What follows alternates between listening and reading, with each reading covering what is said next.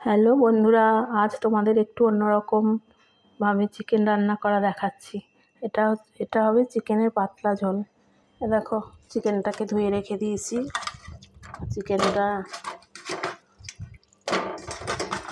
চিকেনের মধ্যে কাঁচা পেঁয়াজ দিয়ে দিচ্ছি,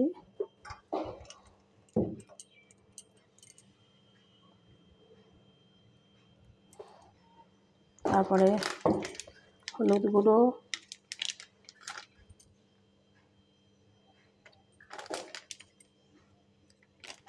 দিলাম, জিরে গুঁড়ো দিলাম, টমেটো কুচি দিলাম,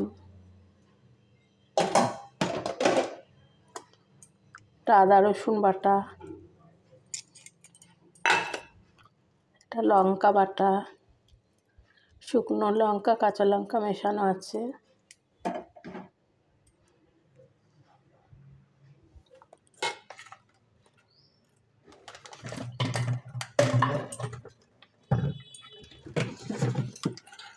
এবার দেবো কাঁচা সর্ষের তেল,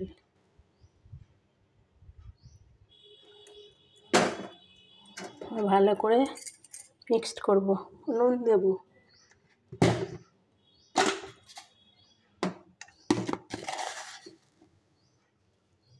দিলাম, দিয়ে ভালো করে মাংসটাকে ম্যারিনেট করে রেখে দেবো কিছুক্ষণ, বেশিক্ষণের জন্য না। সবাই তো একই রকমভাবে রোজ রান্না করে খাবো, এটা একটু অন্য ধরনের চিকেনের পাতলা ঝোল।